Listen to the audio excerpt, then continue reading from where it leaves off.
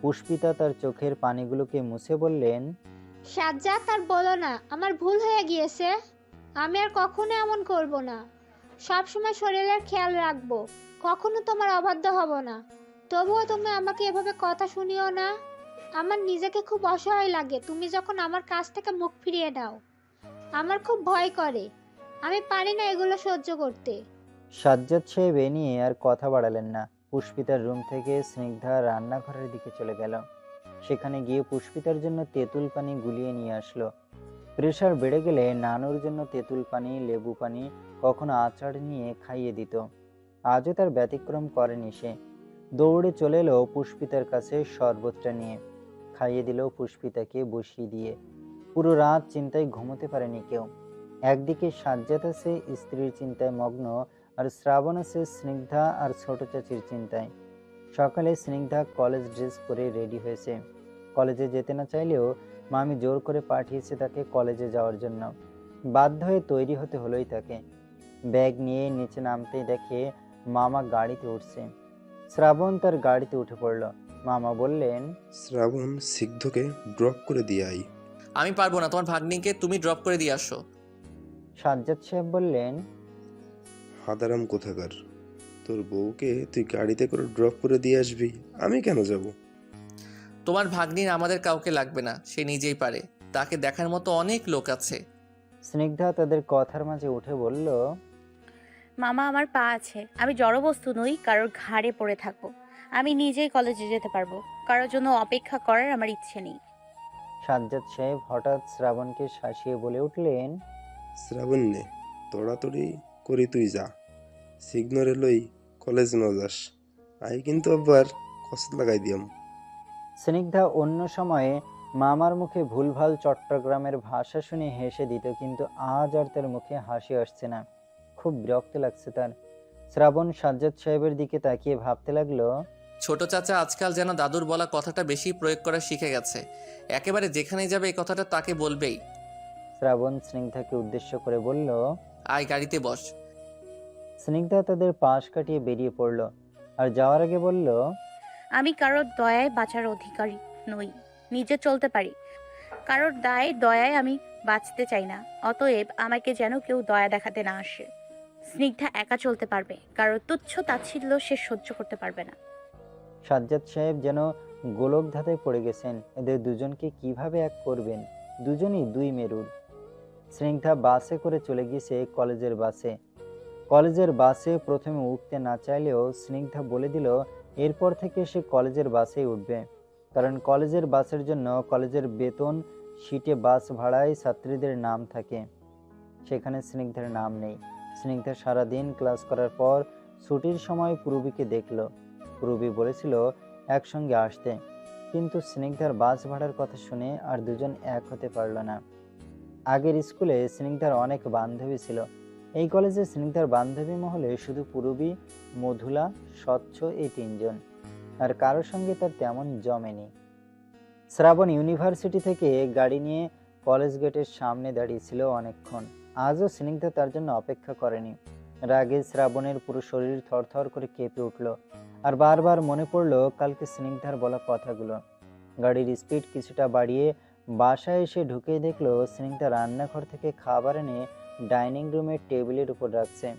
শ্রাবণ আশেপাশে কোথাও না দেখে স্নিগ্ধার হাত থেকে বাটিটা সরিয়ে হুট করে গালে কষি একটা চড় বসিয়ে দিল। হুট করে শ্রাবণ স্নিগ্ধার গালে এভাবে চড় বসিয়ে দিবে স্নিগ্ধা ভাবেনি। স্নিগ্ধা শ্রাবণের মুখের দিকে চেয়ে আছে। শ্রাবণ স্নিগ্ধার আরেকটি গালে আরো জোরে একটা চড় মেরে দিল। স্নিগ্ধা শ্রাবণের দিকে ছলছল চোখে চেয়ে আছে। যে গালে, যে শরীরে কখনো কেউ একটা আঁচড় অব্দি দেয়নি, সেই গালে শ্রাবণ আজ পরপর দুটো চড় দিল। স্নিগ্ধা তার দু গালে হাত দিয়ে শ্রাবণের দিকে ছলছল চোখে চেয়ে আছে, আর শ্রাবণ লাল চোখ জোড়া দিয়ে যেন তাকে গিলে খাচ্ছে। স্নিগ্ধার এখনো বিশ্বাস হচ্ছে না শ্রাবণ এই সেই শ্রাবণ যাকে স্নিগ্ধা ছোটবেলায় খেলার ছলে দুষ্টুমি করে শ্রাবণের পিঠে দুম করে কিল বসিয়ে দিত। শ্রাবণ কখনোই স্নিগ্ধার গায়ে এভাবে আঘাত করতো না, উল্টো স্নিগ্ধা তাকে মেরে তাকে নিয়ে হাসাহাসি করত। সেই শ্রাবণ আজ এমন করলো। রাগে দুঃখে স্নিগ্ধা শ্রাবণের দিকে রাগী চোখে চেয়ে পাশে থাকা কাঁচের গ্লাসটাকে একটা আঁচড় দিয়ে ভেঙে ফেলল। আর দৌড়ে রুমের দরজা বন্ধ করে দিল। পুষ্পিত রুমেই ছিল। হঠাৎ কিছু ভাঙার শব্দে দৌড়ে এসে দেখলেন ভাঙা গ্লাস নিচে গড়াগড়ি খাচ্ছে, আর শ্রাবণ সেখানে দাঁড়িয়ে আছে। তিনি শ্রাবণকে ডেকে উঠলেন, শ্রাবণ, তুই কখন এলি? আর স্নিগ্ধনা খেতে এসেছিল, ও কোথায়? আমি জানি না, ও গ্লাসটা পড়লো কিভাবে? আমার হাত থেকে পড়ে গেছে। ও দেখি সর, কি যে করিস না তোরা, কাজগুলো পায়ে ঢুকবে, সর, আমি সরিয়ে ফেলি। তুমি যাও, আমি সরাচ্ছি। তুমি অসুস্থ। শ্রাবণ পুষ্পিতাকে সরিয়ে কাচের টুকরোগুলোকে তুলে নিয়ে ডাস্টবিনে ফেলে দিল। সারা সন্ধ্যায় স্নিগ্ধা রুমের দরজা খুলেনি। আজ সারাদিন তার মুখে একটু খাবার ওঠেনি। সকালে শ্রাবণের বলা কথার তুচ্ছ তাচ্ছিল্য, বিকেলে এসে গালে এভাবে হুট করে চড় বসিয়ে দেওয়ার পর প্রশ্নই ওঠে না তার খাবার খাওয়ার। খাবে না সে খাবার, চলুক এভাবে যতদিন যায়। শ্রাবণের চড় তাকে মনে করিয়ে দিল সে একটা বনফুল, যার না আছে পরিচয়, না আছে গোত্র, না আছে কোনো কদর নেই বলেই পরিচয় হয়েই ওঠেনি। মান নেই, গন্ধ নেই, পথে পথে ফুটে বেড়ায়, বাগানে ফুটলে তার কদর হতো। স্নিগ্ধার সুন্দর গালটা লাল রক্তিম আভায় ধারণ করেছে, টকটকে গোলাপি হয়ে গেছে। শ্রাবণের হুট করে চটে যাওয়াটা তার কাছে কেমন বিরক্তিকর লাগছে। শ্রাবণ তো কখনো তার গায়ে হাত দেয়নি, আজ কেন বলা নেই কওয়া নেই হুট করে চড় দিয়ে বসলে এমন। ড্রেসিং টেবিলের আয়নার সামনে বসে লাল হওয়া গাল জোড়ায় হাত বুলিয়ে সে ভাবতে লাগলো সে। অপরদিকে শ্রাবণ রুমের দরজা বন্ধ করে বারান্দায় চলে গেল। অসম্ভব রাগ উঠেছে তার মেয়েটার উপর দাদা। তার চলার প্রতিটা পদে খুঁত খুঁজে, কিভাবে চলতে হবে তা নিয়ে যত ধরনের কথা শোনাবে, আর স্নিগ্ধাকে নিয়ে মাথায় তুলে নাচবে। স্নিগ্ধা যে তলে তলে অন্য একটা ছেলের সঙ্গে প্রেম করছে সেটা দেখবে না। শ্রাবণ ফুসফুস করতে করতে বিছানায় গিয়ে শুয়ে পড়ল। বিছানায় শুয়ে পড়তে ফোন বেজে উঠল তার। ফোনের স্ক্রিনে মহিমার নাম। কল ব্যাক করার পর অপর পাশ থেকে মহিমা বলে উঠল, কি রে, বউকে নিয়ে আসার জন্য তাড়াতাড়ি করে চলে গেলি, একবারও আমাদের সঙ্গে দেখা করলি না? খেয়াল ছিল না, রাখো, ভালো লাগছে না, পরে কথা বলবো। কেন রে, মন খারাপ নাকি? এই তো যাওয়ার সময় দেখলাম দিব্যি হাসছিলি, এখন আবার কি করলি? আর বলিস না, স্নিগ্ধা কি করেছে জানিস? স্নিগ্ধা আজও আমাকে ফেলে আগে আগে চলে এসেছে বাসায়। মেজাজ গরম হয় কিনা বল? আমি এতবার করে বললাম আমি আসা পর্যন্ত অপেক্ষা করিস, আমরা একসঙ্গে বাসায় যাব।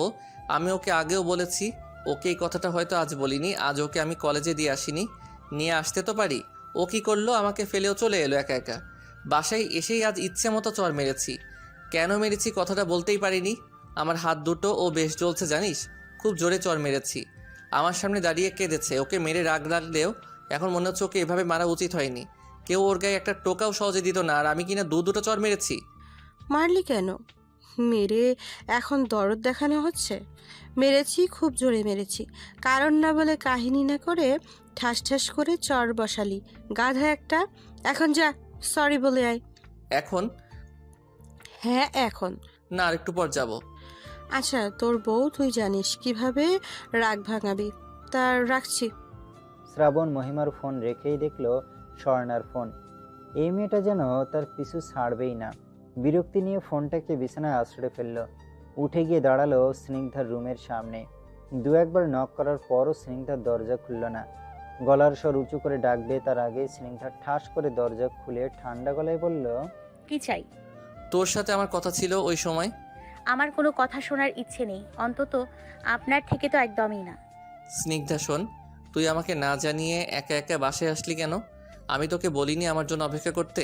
আমার জন্য আপনার গাড়ি নিয়ে দাঁড়াতে হবে না, আমি কলেজের বাস দিয়ে আসা যাওয়া করতে পারবো। গাড়ি থাকতে কলেজ বাস কেন?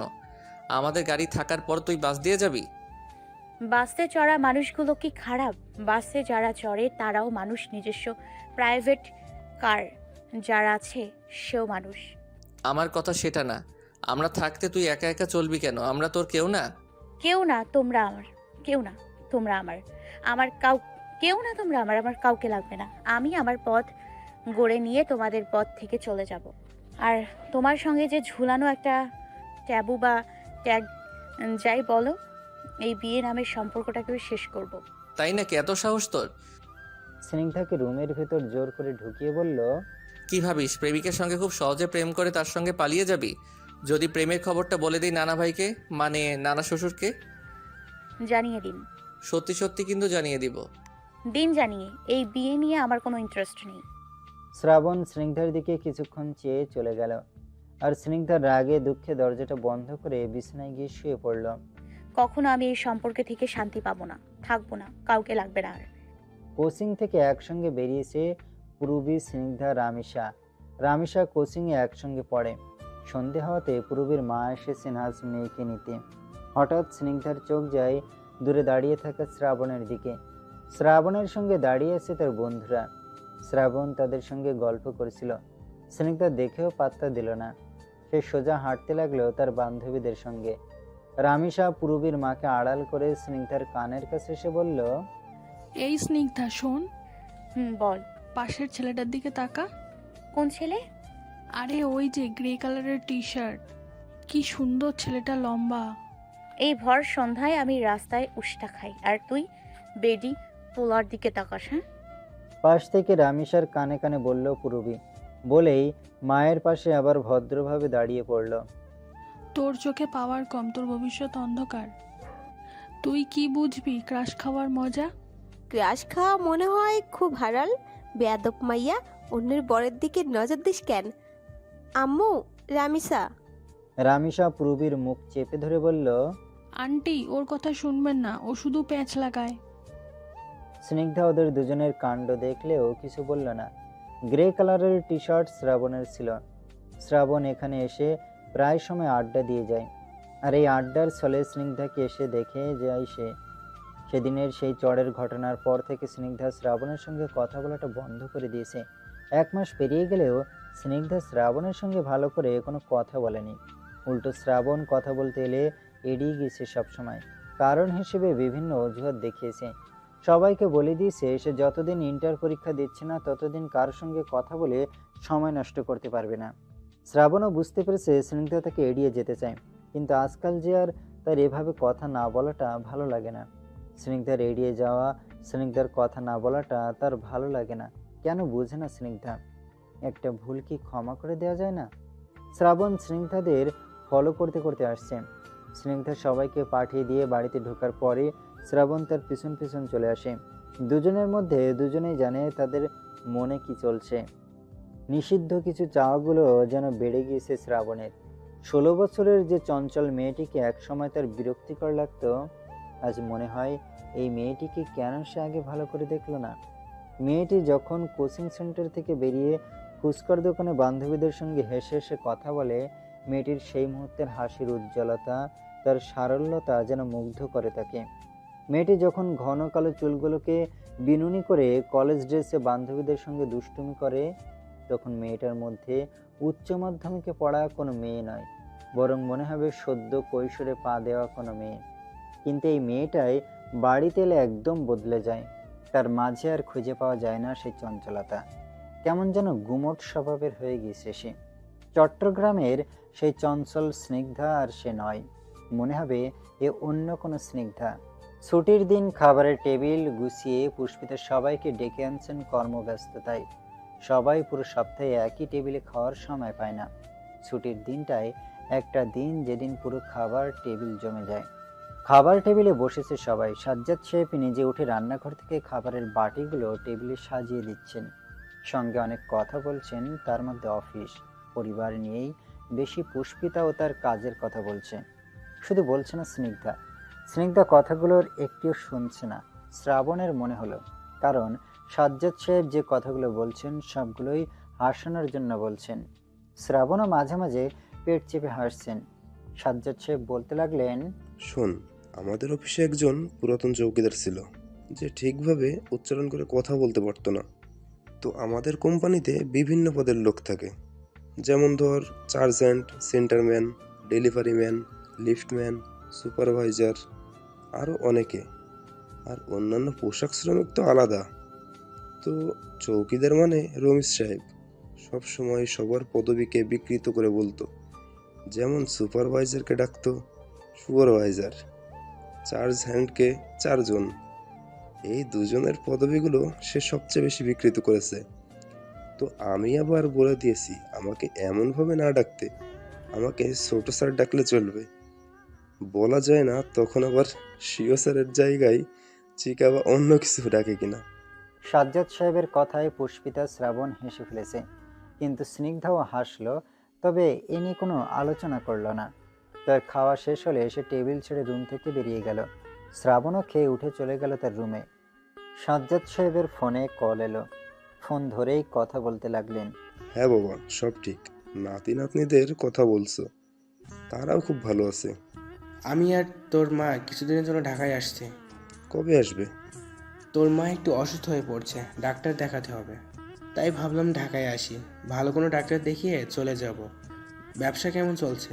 শ্রাবণকে নিয়ে যাস মাঝে মাঝে, ক্লাস না থাকলে আজকে কাজ বুঝে আসবে। চিন্তা করো না, আজকালকার ছেলেরা সব বুঝে যায়।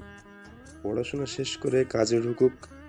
এখন ঢুকে পড়লে কাজে মজা পাবে না। আর তাছাড়া এ সময়টা একটু আড্ডা দিবেই। তুই আর ওকে মাথায় তুলিস না। কয়েকদিন পরের কথা। ব্যালকনিতে দাঁড়িয়েছে স্নিগ্ধা। খুব রাগ লাগছে তার। কিছুক্ষণ আগে নানা ভাই আর নানু এসেছে।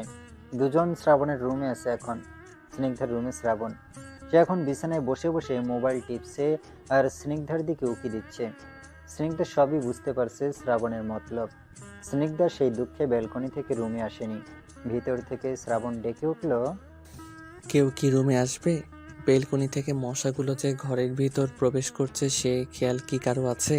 মশাগুলো সব আমার রক্ত চুষে চুষে খাচ্ছে। শ্রাবণ খানিকটা মশা তাড়ানোর ভঙ্গিতে হাতে তালি দিয়ে উঠল। না, স্নিগ্ধা তারপরও ফিরে তাকালো না। শ্রাবণ ব্যালকনিতে তাকিয়ে দেখলো স্নিগ্ধা খোলা চুলগুলো পিঠে ছড়িয়ে আছে। খয়েরি রঙের ফতুয়ার সাথে মিলিয়ে জিন্সের প্যান্ট পরেছে স্নিগ্ধা। শ্রাবণ বিছানা ছেড়ে উঠে দাঁড়ালো, তারপর ব্যালকনিতে এসে দাঁড়িয়ে পড়ল। স্নিগ্ধার হাতে তখন লিলি ফুল। সে শ্রাবণের রাগগুলো ফুলের উপর মিটিয়েছে। ফুলগুলোকে ছিঁড়ে নিচে ছড়িয়ে ছিটিয়ে ফেলেছে। শ্রাবণ আরেকটু এগিয়ে গিয়ে দেখলো স্নিগ্ধার হাতের মুঠোয় ফুলগুলো এখনো। শ্রাবণ নিচে বসে ফুলের পাপড়িগুলোকে তুলে নিল। কিভাবে ফুলের পাপড়িগুলো ছিঁড়ে ফেললো? এত কোমল, এত সুন্দর ঘ্রাণ যে ফুলের, সেই ফুল কিভাবে এই মেয়েটি ছিঁড়ল? মেয়েটির কি কোনো মায়া নেই? শ্রাবণ স্নিগ্ধার ঘাড়ে কাঁপা কাঁপা হাত নিয়ে রাখলো। হঠাৎ করে কারো শীতল স্পর্শ ঘাড়ে পেতেই স্নিগ্ধার ভেতরটা কেমন অজানা আতঙ্কে কেঁপে উঠেছে। পিছনে দাঁড়ানো ব্যক্তিটির উদ্দেশ্যে পিছন ঘুরেই দেখলো শ্রাবণ দাঁড়িয়ে আছে। শ্রাবণ এখনো তার কাঁধে হাত দিয়ে রেখেছে। স্নিগ্ধা শ্রাবণের দিকে তাকিয়ে কাঁধে রাখা শ্রাবণের হাতটার দিকে তাকালো। শ্রাবণ স্নিগ্ধার দৃষ্টি অনুসরণ করে তাড়াতাড়ি হাতটা সরিয়ে ফেলল। স্নিগ্ধার আতঙ্কিত মুখটা কেমন রাগী মুখ ধারণ করেছে। স্নিগ্ধা শ্রাবণের দিকে রাগী চোখে তাকিয়ে আছে। শ্রাবণ তার সামনে মুঠো করে ধরে রাখা সেই ফুলগুলো তুলে ধরল। তুই তো বড্ড নিষ্ঠুর কালী। স্নিগ্ধা শ্রাবণের হাতে রাখা ফুলগুলোকে দেখে নিল। সেগুলোকে শ্রাবণের হাত থেকে কেড়ে নিয়ে বাইরে ফেলে দিয়ে বলল, আমার গায়ে হাত দিয়েছেন কোন সাহসে? তুই আমার বউ, বউয়ের গায়ে হাত দিতে সাহস লাগে? অবশ্যই লাগে। যে সম্পর্কটা আমি মানি না, সেই আমি কি করে আমার গায়ে আপনার ছোঁয়া মেনে নিতে পারি? কিন্তু আমি মানি। আপনি মানলেও আমি মানি না। তোর মেনে নেওয়া না নেওয়া কোনো কিছুতেই আমার যায় আসে না। আপনি কিন্তু বেশি করছেন শ্রাবণ ভাই। শ্রাবণ হুট করে স্নিগ্ধাকে টেনে কাছে নিয়ে এলো। টেনে আনতে আনতে একদম রুমে নিয়ে এলো।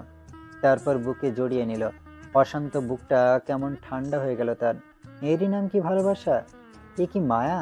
এই অল্প কিছুদিনের মায়ায় এতটা গভীরভাবে কারো মায়ায় জড়ানো যায়? শ্রাবণ স্নিগ্ধার মুখখানা বুক থেকে তুলল। স্নিগ্ধা চোখগুলো বন্ধ। শ্রাবণের হুট করে এমন আক্রমণ সে নিতে পারছে না। স্নিগ্ধা ভয়ে ভয়ে চোখ জোড়া খুলতে দেখলো শ্রাবণ তার দু চোখ দিয়ে স্নিগ্ধাকে প্রাণ ভরে দেখছে। শ্রাবণ স্নিগ্ধার কপালের কাছের চুলগুলোকে সরিয়ে কপালে একটা চুমু বসিয়ে দিল। ঘোর লেগে গিয়েছে শ্রাবণের। এই মুহূর্তটা তার কাছে অন্যরকম লাগছে। আর একটু নিচু হয়ে স্নিগ্ধার ঠোঁটে স্পর্শ দিল। স্নিগ্ধার চোখ থেকে টপ টপ করে জল গড়িয়ে পড়ল। শ্রাবণ আরও প্রগাঢ়ভাবে স্নিগ্ধাকে জড়িয়ে ধরে স্নিগ্ধার মাঝে ডুবে গিয়েছে। এভাবে কিছুক্ষণ থাকার পরই শ্রাবণ স্নিগ্ধাকে ছেড়ে দিল সাথে।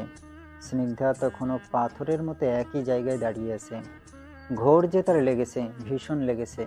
শ্রাবণ স্নিগ্ধাকে ছেড়ে স্বাভাবিক হয়ে বিছানায় বসে রয়েছে, কিন্তু এইদিকে স্নিগ্ধা যেন একদম স্তব্ধ হয়ে গেছে। শ্রাবণ কি করলো এটা তার সাথে?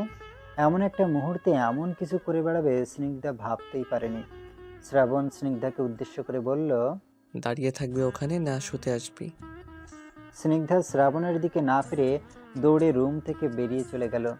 শ্রাবণ স্নিগ্ধার যাওয়ার দিকে তাকিয়ে হেসে দিল। কেমন লজ্জায় পড়েছে মেয়েটা। স্নিগ্ধা রুম থেকে বেরিয়ে যেন আরো বিড়ম্বনায় পড়েছে। নানু মামির সঙ্গে কথা বলছিল স্নিগ্ধাকে। রুম থেকে বেরিয়ে আসতে দেখে তিনি চেয়ে আছেন। কাছে ডেকে বললেন, রাত তো কম হলো না, ঘুমাওনি কেন? ঘুরছো কেন? এমনি ঘুম আসছিল না। যাও রুমে যাও। স্নিগ্ধা নানুর কথায় মন খারাপ করে রুমে চলে গেল। গিয়ে দেখলো শ্রাবণ শুয়ে আছে। শ্রাবণের শুয়ে থাকার ভঙ্গি তার ভালো লাগলো না। আবার কিছুক্ষণ আগের কথা মনে পড়তেই স্নিগ্ধার ভয় লাগলো। আজ তো নানা ভাই আর নানু আছে, ওনারা তো কখনোই আলাদা থাকতে দেবে না। স্নিগ্ধা দরজাটা বন্ধ করে আস্তে করে, তারপর লাইটটা বন্ধ করে বিছানায় শুয়ে পড়ল, শ্রাবণের পাশ থেকে কিছুটা দূরে। শ্রাবণ আর একটু কাছে আসলে স্নিগ্ধা বলল, কি শুরু করেছেন এগুলো? কি করছি? কাছাকাছি আসছেন কেন? তাহলে কি করব? দূরে থাকুন। পারবো না। স্নিগ্ধা বিছানা থেকে উঠতে চাইলে শ্রাবণ হাত ধরে বলল, শুয়ে পড়, আমি কিছু করব না। স্নিগ্ধা যেন শ্রাবণের কথাটা তেমন মাথায় ঢুকালো না। সে ওই দিকেই ফিরে শুয়ে রয়েছে। শ্রাবণ তা দেখে রেগে গেল। স্নিগ্ধাকে আরো কাছে টেনে নিয়ে বলল, বললাম না কিছু করব না। কথা না শুনলে কিন্তু যা ভেবেছিস তা করব। যদি ভালো চাস তাহলে চুপচাপ ঘুমিয়ে পড়। স্নিগ্ধার অস্বস্তি লাগছে খুব শ্রাবণের সঙ্গে জড়িয়ে শুয়ে থাকতে। শ্রাবণ স্নিগ্ধাকে জড়িয়ে থাকা অবস্থায় ঘুমিয়ে পড়ল। আর স্নিগ্ধা উসখুস করতে করতে সারা রাত পার করে দিল। পর্দা ভেদ করে ঘরের ভেতর সূর্যের আলো প্রবেশ করেছে। সোনালী রঙের পর্দাগুলো পুরো রুমকে উজ্জ্বলতায় ভরিয়ে তুলেছে। স্নিগ্ধার কিছুক্ষণ আগেই ঘুম ভেঙেছে। ঘুম ভেঙে শ্রাবণকে নিজের বাহুডোরে আবদ্ধ দেখেই মেজাজ গরম হয়ে গেল। কিভাবে তাকে আষ্টে পৃষ্ঠে জড়িয়েছে শ্রাবণ। একটু নড়ে চড়ে উঠবে তারও উপায় নেই। স্নিগ্ধা শ্রাবণকে আস্তে আস্তে ঠেলে দিয়ে উঠে পড়ল বিছানা থেকে। তারপর ফ্রেশ হয়ে কিচেনের দিকে চলে গেল। আজ শুক্রবার, ছুটির দিন। স্নিগ্ধা কিচেনের সামনে গিয়ে দেখলো পুষ্পিতা নাস্তা বানাচ্ছে। স্নিগ্ধা হাতে হাতে কাজ লাগাতে চলে গেল। পুষ্পিতার হাত থেকে রুটিটা কেড়ে নিয়ে তাওয়ায় বসিয়ে দিল। পুষ্পিতার মুখে মিটি মিটি হাসি। স্নিগ্ধা সেই হাসি দেখে বলল, হাসছো কেন? কিছু না। কিছু না বলছো? তুমি হাসা মানেই কিছু একটা আছে। এত কথা বলিস না তো। রুটিগুলো সেকে পড়তে বস। সামনে কত চাপ তোর। মেডিকেলে চান্স পেতে হলে ভালোভাবে পড়তে তো হবে। পড়ছি তো, কত কষ্ট করছি। হ্যাঁ দেখছি কি কষ্ট করছিস। তুই যেমন শ্রাবণও ঠিক তেমন। শুধু পড়া পড়ছে, দুজনে লাইফে অনেক কিছু করে ফেলবে দুজনে। ফাঁকা বলেই দুজনে ছাড়তে পারিস, কাজের কাজ কিছুই না। তা ওই বাদরটা কোথায়? তোমার বাদর আমার বিছানায় পড়ে পড়ে ঘুমোচ্ছে। ডেকে আনলি না? না। নাস্তা প্রায় তো রেডি হয়ে গিয়েছে, ওকে ডেকে ফ্রেশ হয়ে নাস্তা করতে বল। আমি পারবো না, ওর যখন মর্জি তখন উঠুক। মা আর বাবা কিন্তু বাসায়। এখন যদি তুই তাদের সামনে কিছু বলিস তাহলে কিন্তু তারা রাগ করবে। উফ, তুমিও খোঁজাতে শুরু করেছো। কোথায় খোসা দিলাম? যা বলেছি ঠিক বলেছি। ওকে গিয়ে ডেকে নে, দুজনে নাস্তা করে ফেল। লক্ষ্মীটি আমার, এখন আর ঝামেলা করিস না প্লিজ। স্নিগ্ধা পুষ্পিতার দিকে অসহায় চোখে চেয়ে তার রুমে গিয়ে দেখলো শ্রাবণ এখনো ঘুমাচ্ছে। সে শ্রাবণের সামনে গিয়ে ডাকলো, শ্রাবণ ভাই, এই শ্রাবণ ভাই, শ্রাবণ ভাই, শ্রাবণ না। স্নিগ্ধা আশেপাশে তাকিয়ে দেখলো, তারপর পাশে তাকিয়ে দেখলো, তারপর তার চোখে পড়লো ময়ূরের পেখম, যেটা তার রিডিং টেবিলের উপরে কলমের ঝুড়িতে ছিল। স্নিগ্ধা ময়ূরের পেখমটাকে হাতে নিয়ে খুব সাবধানে শ্রাবণের পাশে বসে পড়ল। তারপর আস্তে করে শ্রাবণের কানের কাছে গিয়ে সুরসুরি দিতে লাগলো। শ্রাবণ ওই পাশে চুলকিয়ে ঘুমের মধ্যেই ভুরু কুঁচকে আবার আরাম করে অপর পাশে ফিরে গেল। স্নিগ্ধা আবার এপাশ করে শ্রাবণের গলার কাছে সুরসুরি দিতে লাগলো। শ্রাবণ গলায় ঠাস করে বাড়ি দিয়ে উঠল। কিছুক্ষণ এমন করতে করতে শ্রাবণের ঘুমটা হালকা হয়ে গেল। সে স্নিগ্ধার হাতের পেখম সহকারে স্নিগ্ধাকে টেনে তার কাছে নিয়ে এলো। স্নিগ্ধা ঠাস করে শ্রাবণের গায়ে পড়ে গেল। শ্রাবণ পিটপিট করে চোখ খুলে স্নিগ্ধাকে দেখতে লাগলো। স্নিগ্ধার চোখ তখনও ভয়ে বন্ধ হয়ে আছে। শ্রাবণ কিছুক্ষণ মুখের দিকে তাকিয়ে স্নিগ্ধার মুখে নিজের হাতটা ধরল। স্নিগ্ধা কেঁপে গিয়ে তাড়াতাড়ি করে উঠে পড়ল। নিজেকে স্বাভাবিক করে বলল, তাড়াতাড়ি উঠে ফ্রেশ হয়ে আসুন, নাস্তা করতে হবে আপনাকে সবার সঙ্গে। বলেই সে চলে গেল। সোফায় বসেছেন সেকান্দার সাহেব, পাশে সাজ্জাদ সাহেব বসেছেন। ব্যবসা নিয়ে আলোচনা করার পর স্নিগ্ধা আর শ্রাবণকে ডেকে আনালেন তিনি। স্নিগ্ধাকে উদ্দেশ্য করে বললেন, কলেজ কেমন চলছে তোমার? পড়াশোনা ঠিক মতো করছো তো? বিয়ে দিয়েছি বলে একদম উচ্ছন্নে পড়ে সর্বনাশ করে বসেও না, পড়া চালিয়ে যাও। স্নিগ্ধা মনে মনে বলে, বিয়ে দিয়েছিনি তো জীবন ধ্বংস করতে, আবার বলেন উচ্ছন্নে না পড়তে। বয়স একদম তার ছিঁড়ে গেছে দাদা শ্বশুরমশাইয়ের। মুখে ভদ্রতার হাসি ফুটিয়ে বলল, না, জীবনে সব বিসর্জন দিলেও ক্যারিয়ার বিসর্জন দিতে পারবো না। Very good. আমার কাছ থেকে পাগলামো ভাবলেও আমি যা করেছি আমার দৃষ্টিতে বুঝে করেছি, তা তোমরা দুজন বুঝবে না। দৃষ্টি সংযত থেকে চলবে দুজন, বলছি। তোমাদের দৃষ্টি যেন সংযত থাকে, তোমরা যেন অন্য কিছু না করে বসো। তাই আমি বিয়ে দিয়েছি। একমাত্র তোমাদের দুজনকে একসঙ্গে রাখার জন্য হলেও এই ধরনের স্টেপ নিয়েছি। কোনোভাবে দুজনের একজনও যেন নিজেদের দাম্পত্য এবং নিজেদের সম্পর্ক ভুলে যেও না। বিবাহ বন্ধনে আবদ্ধ অবস্থায় কোনো হারাম সম্পর্ক না জড়াও। কি বলেছি বুঝেছো? জি। শ্রাবণ, জি দাদু। তুমি কোন ইয়ারে এখন? 3rd ইয়ার। ও স্নিগ্ধা, তুমি এখন যেতে পারো, এখন আমাদের কিছু পার্সোনাল কথা আছে। স্নিগ্ধা তাদের সামনে থেকে উঠে চলে এলো। তো যেটা বলছিলাম, 3rd ইয়ারে পড়ছো, তুমি যথেষ্ট বড় হয়েছো, বুঝতে শিখেছো সব। স্নিগ্ধাকে আগলে রাখার বয়স হয়েছে তোমার। সামনে 4th ইয়ারে উঠবে তুমি, তোমার অনার্স কমপ্লিট, মাস্টার্স কমপ্লিট হয়ে যাবে। বয়স তোমার খুবই কম। এই বয়সে বিয়ে দেওয়াটা হাস্যকর, তবে খুব যৌক্তিকও বটে। তুমি দেখেছো আমি খুব সামাজিক। অসামাজিক কাজ আমি পছন্দ করি না, বিশেষত পরকীয়া, বিয়ের আগে অন্য সম্পর্ক এবং তালাক দেওয়া, এগুলো আমি পছন্দ করি না। তাই হয়তো তোমাদের এই অল্প বয়সে যেন অন্য কিছু না ঘটে, তাই বিয়ে দেওয়া। হয়তো তোমাদের কাছে আইনের বিরুদ্ধে আসলে আইনের বিরুদ্ধে কাজও অন্যায় বটে, এইভাবে স্নিগ্ধার মতো অল্প বয়সে মেয়েকে বিয়ে দেওয়া। আমি শুধু দুজনকে একটা সম্পর্কে জুড়ে দিতে চেয়েছিলাম, তবে দুজনের ঝগড়া দেখে আমি সেদিন মাথা ঠিক ছিল না, তাই দুজনকে এক করতে সাজাদের কাছে পাঠিয়ে দিলাম। এর বিশেষ কারণ তোমাদের মধ্যে যেন ঝগড়াটা কম হয় আর দুজনের মধ্যে একটা সম্পর্কে টান হয়। তুমি জানো দুজন বিয়ে সম্পর্কে মানুষ এক বন্ধু একমুখী করে তোলে, জানো না? শুনো, বিয়ে মানুষকে মানুষ হিসেবে কাছে টেনে নেওয়ার আহ্বান জানায়। দুজন মানুষের মধ্যে মধ্যকার সম্পর্কের দিকগুলো তুলে ধরে, একজন একজনকে সহজে চিনতে এবং বুঝতে সাহায্য করে। দুজনের মধ্যে টান আসে। দুজন মানুষ যখন একসঙ্গে থাকে তখন একজন না আরেকজনের মধ্যে টান আসবেই। তাই তোমাদের দুজনকে এক করেছি। আজ আমি চাইবো তুমি সেই পথ থেকে কিছুটা সংযত করো, কারণ স্নিগ্ধার আবেগের বয়স, মেয়েটার মধ্যে একটা স্বপ্ন আছে, সেই স্বপ্নটাকে পূরণ করতে দাও। আমি কথা দিচ্ছি সব ঠিক হয়ে যাবে। আমি কি বোঝাতে চাইছি বুঝেছ? স্নিগ্ধা বা তোমার ধারা কোনো অনাকাঙ্ক্ষিত কিছু যেন না ঘটে যায়, তাই চাইছি। সাজ্জাদ সাহেব বলতে চাইলেও বললেন না কিছু। শ্রাবণ মাথা নিচু করে বলল, দাদু ভাই, আপনি নিশ্চিন্তে থাকুন, আমার বা স্নিগ্ধার দ্বারা এমন কিছুই হবে না। খুশি হলাম।